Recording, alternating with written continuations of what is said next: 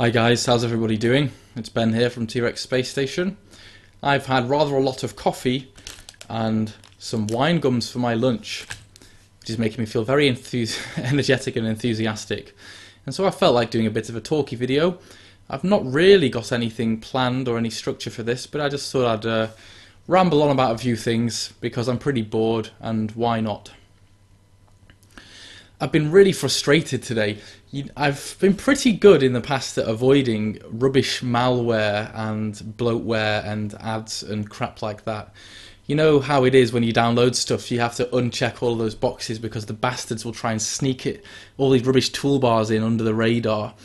And, you know, I like to think that I'm relatively good at sussing out when people are trying to manipulate me and get that crap on my computer. But alas, I have succumbed, and this weekend I've managed to get stung by one of these things. As you may know, I do often use ROMs to record my Sega Mega Drive footage and emulators. I think the Mega Drive is a console that's slightly tricky to record well. I have looked back over some of my old Mega Drive videos, and actually they're not as bad as I thought they were. They don't look abysmal. Just that it's very hard to achieve clear, accurate, good frame rate recordings from using the Mega Drive console and the capture card. I don't exactly know why it is, it just doesn't seem to come across all that well.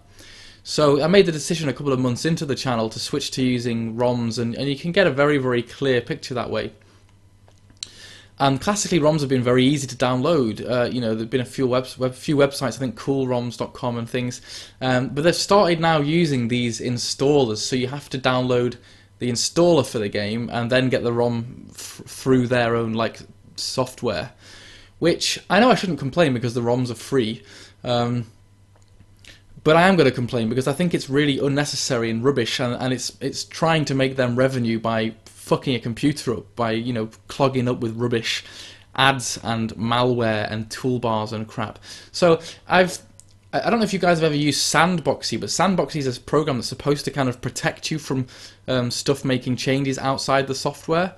So I cautiously did run this thing to try and download some of the ROMs, and Sandboxy didn't protect me at all, and I got some bloody toolbar thing installed on my Google Chrome that took me a good couple of hours to sort out. They're bloody crafty, these programs.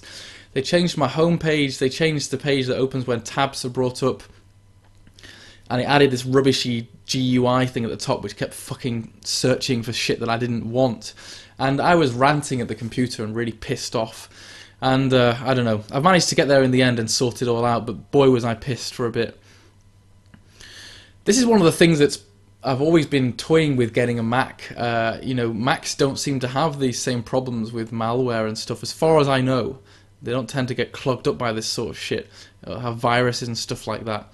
And it's always the same way with computers. Over time, personal computers seem to get clogged and slowly seize up and lose their speed, and that's always classically happened to me. And I think part of that is the amount of shit and bloatware that we get rammed down our throats by websites. So yes, that's really been annoying me today. But just to say, even though I do use ROMs, I always use them legally. I don't think there's any problem with using ROMs and emulators, providing that you actually own the software. So I'll never tend to show you footage of games that I don't own. I just thought I'd put that out there because I know some people do that. Genuinely, I think you need to try and avoid that sort of thing. It's not good practice. But I'm not going to preach to you. Do as you wish. But I'll put that disclaimer out there for myself. So today I really wanted to try and look at use my Sega Game Gear. Here it is in all its glory. This is a console that was never really a big thing for me when I was a kid. It didn't seem to be that popular. I don't really know why. What happened with the Game Gear? So I never bought one, but somebody gave one to me, and it's been sat up there on the shelf for years, and I've never really played it. But today I fancied, yeah, the Game Gear. Why not give that a go? For those of you who don't know, have never owned one, it's a pretty chunky handheld, and bloody hell, I didn't realise it takes 6 batteries. You got 2 panels here, which take 3 AAs each. Luckily, I did have the batteries because I use them for my Wiimotes and stuff, because my charger for that is broken. But alas, it seems to have broken. Now, I don't know exactly what happened. I've not dropped it. I've not damaged it in any way that I can think of. It's just been a long time. The last time I actually had played this, you know, you're going back 10, 11 years or so. I don't know. I just don't know. Does it just degraded somehow through time? Which is really disappointing because I was looking forward to something a bit different. The Game Gear really was a handheld that was before its time. I mean, the graphics on it were just superb. But for some reason, it just lost in my childhood. It just lost out to the Nintendo Game Boy, and that console doesn't look as good as this. Really, I just can't explain why this didn't catch on, but it just didn't. I knew very few people that had them. I have rooted out a few games that I've got for it. What have we got here? Super Monaco GP. Presumably that's similar to the game on the Sega Mega Drive, which is pretty cool. I've got Sonic the Hedgehog 2. My memories of this are that it's surprisingly difficult, like a really hard version of the Sonic games. But I could be wrong. As I said, it's been 10 years or something. Donald Duck looks cool. Disney platformer, I presume. And RoboCop 3. I don't really remember playing this, so I couldn't tell you whether this is good or not. I do think I also have a version of Dynamite Headdy, if I'm not mistaken. But God knows where that is. You know how it is when you put stuff into like containers to be stored and you don't look at it for a while and it's like crap, there's bits of it everywhere. So I do need to root it out. Maybe I can find a good Game Gear ROM and show you some footage of the games that way. I've never actually tried to emulate the Game Gear before, but I'm sure it's doable. I don't know. While I'm still on the topic of emulators, I've been trying to capture Nintendo 64 stuff and I'm really struggling. I don't have the right cables to connect out from the N64 to my capture card, and as I've said before, I'm not a big fan of recording the TV. It's something that's not very practical for me. So I figured, well, why not just get emulators? It seems that for some reason Nintendo 64 is a really difficult console to get a good emulator of. I don't know why that is. I've tried a couple of them, and I'm just having all sorts of graphical glitches, frame rate problems, incompatibility. Half the games don't seem to bloody work. It's like, really? This console is that old and we still haven't found a good way to emulate it? I mean, even the Wii has got emulators and things that run better than the 64 ones. Really surprising. And the other thing to say is I have actually been, I mentioned it before, I've been watching a few videos of Wii Homebrew stuff. I know Monkey Spaz did a tutorial, no, not a tutorial, a video showing his setup, which looked really cool. He's got a hard drive there with loads of games on it that he's running off. And I know Dave Lawnboy's Post has been running some MAME off his Nintendo Wii. And I was like, this is cool. I did, back in the day, I used the Zelda Twilight hack. If you remember that one, where you had to go to a certain point in the Legend of Zelda Twilight Princess, and that would give you this kind of back door into running your own code and stuff, and you could get homebrew things on that way. But now things have all improved, and there's loads of tutorials on YouTube of how to get it running. So I've managed to get Stella, the Atari emulator, running on my Nintendo Wii, and I've also got MAME running on there, which is cool.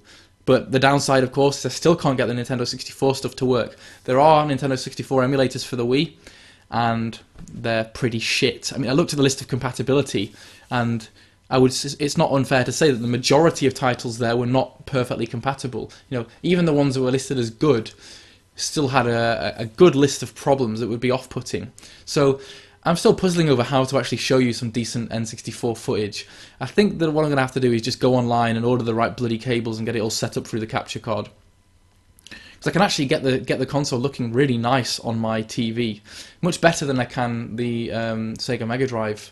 I've got a HD flat screen TV, and it doesn't seem to like the 16-bit stuff so well, but the Nintendo 64 looks all right on it. So I'll get there in the end. I'm pretty confident, but I'm just trying out so many different emulators and bits of software and ways of running things and Wii Homebrew stuff. It's kind of fun to toy with different ways of making ROMs run and stuff. So yeah. I'm sure I'll find improvements as I go along. It's all a bit trial and error.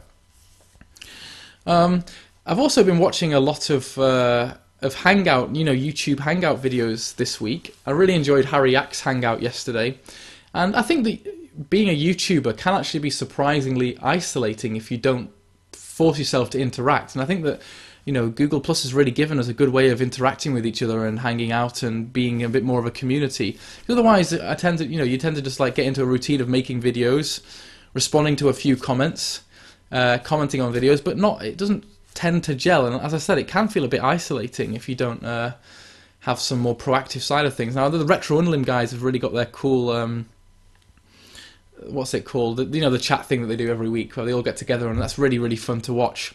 And I think we need to have more of this stuff.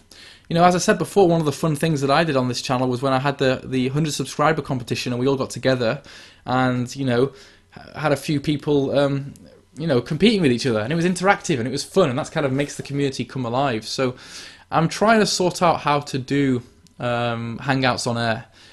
It's all very new to me, and I've not managed to make it good yet. I don't know how Harry showed his gameplay footage well while talking. And Harry, if you're watching this, I would appreciate your advice on how to do it smoothly, because I know it took you a few hours of faffing around, and I've had an hour or so of playing with it today, and I couldn't get the game to show without loads of lag. It seemed like when I played it back, it was running at a low frame rate and looked really bitty, and that was using a Sega Mega Drive emulator, trying to show it that way. I've not tried to use my capture card yet, but presumably it'd be the same thing. So it's an art that's going to need a lot of fiddling, I think. But once I get there, I think it'll be really cool to hang out with you guys. And the other thing to say is that some of the emulators nowadays, the Sega Mega Drive emulators, do have online features. And so I'm really looking forward to trying to get some of you to maybe play a couple of games online with me, and we'll record that and put that on the YouTube channel. You know, 2-player beat-em-ups or competitions or whatever. Because I'm just looking at how I can be more interactive and more involved, because I'm feeling a little bit, yeah, like things are going one-dimensionally for my channel, and I'm not interacting quite enough. So if any of you guys are actually interested in trying to set up a bit of online multiplayer Sega Mega Drive stuff, let me know, and I'll PM you soon, and we'll try and get together and make some videos. I think that'll be pretty fun. Do I have many pickups to show you? Not really. A couple of wee things that I found. Day Blob. This is a game that I picked up for £4.99 from Game. And these, I think there's 2 of these games on the Wii, and both of them have got really good reviews. They seem to be very creative, kind of 3D platform games involving lots of colour and ink and interesting gameplay mechanics. So I will play this soon and show you guys what it looks like, because you know, it is one of the Wii's really good games that seems to have been, well, it was mostly missed by me. I don't know why that was, but you know, I'm always a bit late to the party with stuff. And another great game that I missed back in the day was Dead Space, and I got this for what was it, £5 as well in Game. Might have been a little bit too much, that, actually, thinking about it. But this is a game that's touted as being really, really good, quite scary, atmospheric, innovative, interesting, and I think there are 3 of them, aren't there, or something, maybe more than that. And so, yeah, again, I'm late to the party, but think it's time for me to catch up, so I'll be looking forward to playing a bit of Dead Space. I'm not a big fan of scary or horror games, I must say. I've dabbled with the Resident Evil series, but not been hugely into that. I did like Cursed Mountain on the Wii, that was a great game. And very cheap as well, from what I remember. So yes, maybe you'll see some gameplay footage of a few of those titles. But anyway, thanks for watching me rambling about various different things, and do PM me if you're interested in setting up some hangouts, chats, or multiplayer stuff. Alright guys, enjoy the rest of your weekend. Take care.